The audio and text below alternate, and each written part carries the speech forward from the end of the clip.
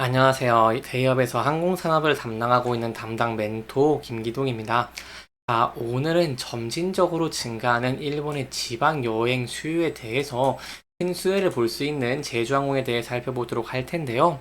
구체적으로 저희가 일본의 지방 여행 수요가 어떻게 증가를 하고 있는지, 그리고 이제 제주항공이 어떠한 부분에 수혜를 받을 수 있을지 이런 내용들을 제가 영상 속에서 자세하게 풀어보도록 할 테니까요. 딱 5분만 집중한다고 생각하시고 지켜봐 주시면 정말 감사하겠습니다. 이번 시간에 일단 일본 소도시 여객수가 증가하고 있다고 하는데 여기에 대한 세부적인 내용 저와 함께 살펴보도록 하고요. 그리고 또 이제 시니어 여행객들이 있죠. 이제 50대, 60대 분들의 시니어 여행객 중심으로 일본 방문율이 증가하고 있다는 내용도 함께 살펴보도록 하겠습니다. 이제 마지막으로 제주항공의 차트를 저와 함께 좀 간단하게 보시면요.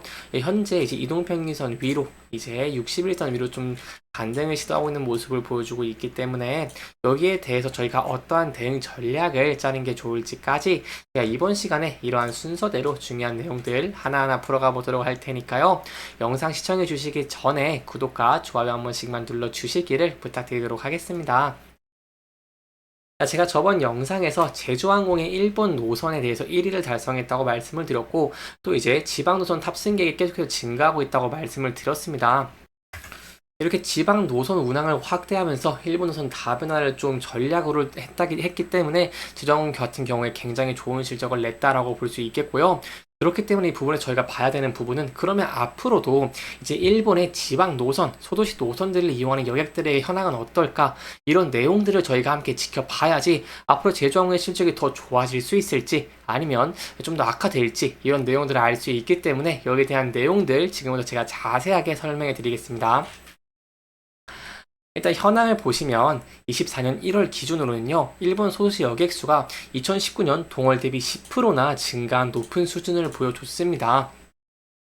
이렇게 일본 간선 지방 노선 여객수 추이를 지켜보시면 아실 것 같은데요. 일단 이제 간선과 지방인데 간선은 이제 큰 폭으로 올랐는데 이 일본 지방 같은 경우 24년 1월을 기점으로 큰 폭으로 좀 증가하고 있다라고 볼 수 있겠습니다. 따라서 일본 간선 노선 대비 복항 속도 자체는 느렸지만 현재는 빠르게 여객수를 회복을 좀 달성하고 있다라고 볼 수 있겠고요. 일본 간선 지방 노선 편당 여객 추이를 본다고 하더라도 이렇게 일본 지방이 이제 간선으로 좀 따라가면서 큰 폭으로 증가를 하고 있는 모습을 보여주고 있다라고 볼 수 있겠습니다. 그다음에 이렇게 여객수와 편당 여객이 증가를 하고 있는데 그러면 앞으로는 또 어떻게 될까요? 이러한 내용들은요. 제가 또 지금부터 자세하게 설명해 드릴 테니까요. 영상 시청해 주시면서 구독과 좋아요 한 번씩만 눌러 주시기를 부탁드리도록 하겠습니다. 일단 여러 번 일본을 방문하는 여행객들이 증가를 하고 있고요. 점진적으로 지방 도시에 대해서 관심도가 높아질 것으로 좀 보이고 있습니다. 일단 이렇게 여기에 그래프를 좀 보시면 한눈에 파악하기 쉬우실 것 같은데요. 일본을 처음 방문한 여행객이 지방 도시로 향하는 비중 같은 경우에는 49% 수준입니다. 하지만 2에서 9회 차로 본다면 지방 도시가 큰 폭으로 증가를 하면서 60%를 기록을 하고요. 그리고 이제 10회차 이상으로 가게 된다고 한다면 67%로 이렇게 계속해서 큰 폭으로 증가를 하고 있는 모습을 보여주고 있습니다. 이렇게 지방으로 가는 이유는 여러 가지가 있겠지만 굳이 한 가지를 좀 꼽아보고자 한다면 일단 일본 시니어 여행객들의 일본 방문율이 크게 증가를 하고 있고요. 그러한 와중에서 온천, 골프, 여행 등 이러한 휴양 등을 목적으로 지방 소도시 중심의 방문이 계속해서 이루어지고 있는 것으로 보고 있습니다. 아무래도 계속해서 이제 엔저 현상이 있고 그렇기 때문에 이제 골프를 치러 간다던가 온천을 하러 가시는 분들이 많은데 특히 골프 같은 경우도 이제 한국과 비교를 하면 3배가 싸다고 하는 등 이렇게 가격적인 측면에서 굉장히 매력적이기 때문에 이제 시니어 여행객 분들이 이렇게 많이 좀 찾는 것으로 보이고 있습니다. 따라서 이러한 시니어 여행객이 일본 소도시 여행의 키 드라이브가 될 전망이기 때문에 이 시니어 여행객분들이 계속해서 이제 지방 도시로 확대를 하는지 그리고 이제 제주항공의 이런 항공사를 이용을 하는지 이런 내용들 계속해서 저와 함께 지켜보시면서 대응을 해 나가시면 좋을 것 같습니다. 저희가 또 볼 부분이 있습니다. 바로 과거 같은 경우에는 소도시는 교통이나 언어적 편의성 등을 이유로 패키지의 여행이 좀 많이 선호가 됐습니다.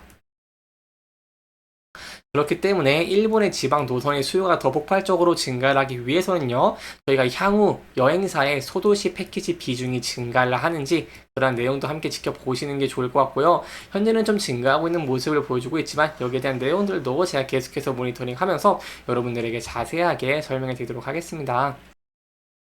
특히 지방을 보시면 이렇게 10회차 이상 그리고 이제 점점 증가하는 모습을 보여줬죠. 패키지 같은 경우 이제 도시권과 지방 도시를 저희가 비교를 해본다고 한다면 이 압도적으로 패키지 여행이 좀 많다는 것을 확인할 수 있습니다. 이 비교를 해보시면 바로 한눈에 딱 들어오실 것 같습니다. 그래서 이러한 내용들 계속해서 지켜보시는 게 좋을 것 같습니다.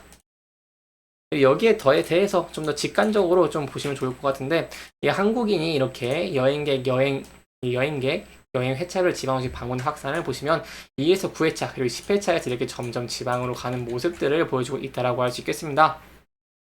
사실 그동안은 한국인 여행객들이 가는 일본 여행 같은 경우에는요, 이 일본 여행을 선호를 하는 대만이나 홍콩 등 다른 나라의 여행객과 다르게 지방도시 지역으로는 많이 확장되지 못했습니다.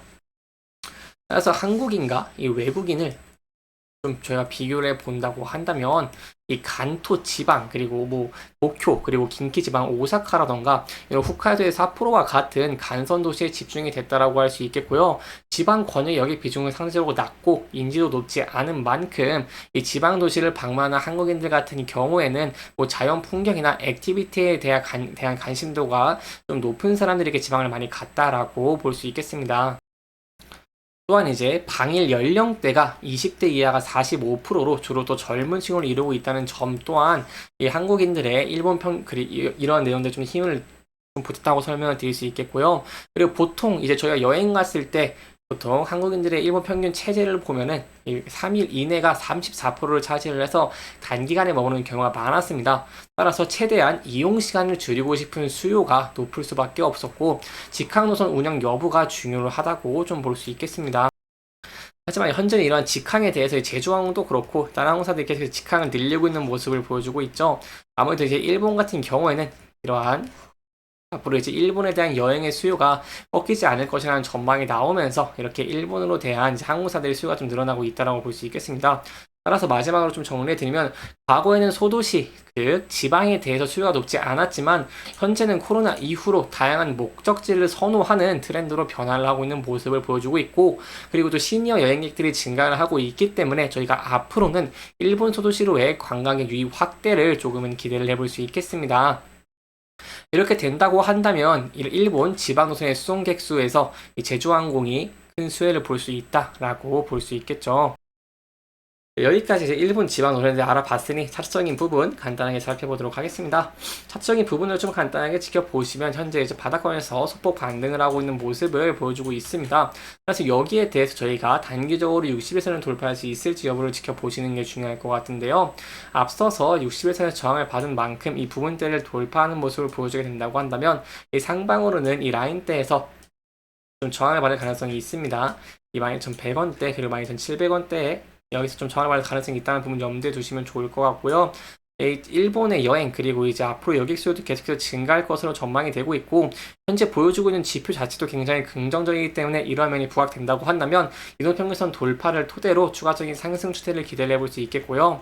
하지만 현재는 이제 유가적인 측면이라던가 아니면 뭐 달러 환율, 달러 강세라던가 아니면 금리적인 부분에 좀 리스크가 있기 때문에 만약에 이러한 리스크가 좀 더 부각이 된다고 하면서 주가가 하락을 하게 된다고 한다면 단기적으로는 현재 지지를 받고 있는 11선과 21선에서 지지받을 수 있을지 여부를 지켜보시고요. 이 부분대 이탈하게 된다고 한다면 하방으로는 좀 전 저점까지 열려있다는 부분도 조금은 염두에 두시면 좋을 것 같습니다. 이렇게 이번 영상은 제주항공이 소식 노선의 확대로 인해서 어떠한 수를 받을 수 있을지 이러한 내용들을 좀 짚어보면서 진행을 했고요. 해당 영상은 개인적인 의견이 많이 들어갔기 때문에 투자자분들의 주관적인 생각과 해당 내용을 토대로 현명한 선택을 하시면 좋을 것 같습니다. 영상 잘 보셨다면 좋아요와 구독 부탁드리면서 오늘 영상 마무리하도록 하겠습니다. 끝까지 시청해주셔서 감사합니다.